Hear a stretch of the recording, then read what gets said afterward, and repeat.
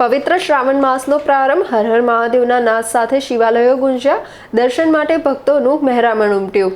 આજથી પુણ્ય અને આસ્થાના પવિત્ર એવા શ્રાવણ માસનો વિધિવત શુભારંભ થયો છે.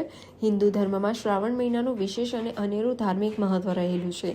આ પવિત્ર માસ દરમિયાન શ્રદ્ધાળુઓ દ્વારા શિવજીની ખાસ પૂજા અર્ચના, જપ, તપ અને વિવિધ તહેવારોની ઉજવણી કરવામાં આવે છે. શ્રાવણના પ્રથમ દિવસે જ રાજ્યભરના નામી અનામી શિવાલયોમાં સવારથી જ ભક્તોનું વિશાળ મહેરામણ ઉમટી પડ્યું હતું.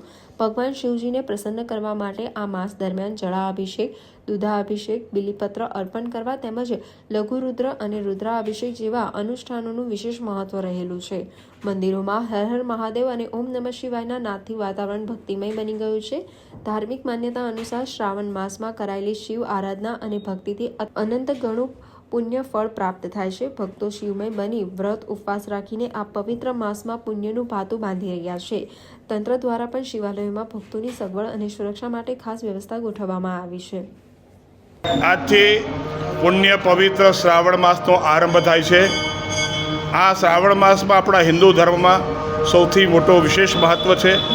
આ શ્રાવણ માસમાં મોટા મોટા તહેવારો આવે છે.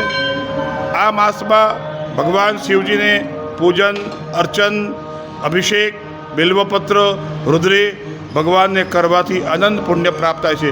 આ પવિત્રમાં પવિત્ર માસ છે. આમાં ભગવાન શિવજીનું જેટલું નામ લો, જેટલું આરાધન કરો, જેટલો જપ કરો, જેટલું તપ કરો, જેટલું પૂજન કરો, એનો વિશેષ મહિમા છે.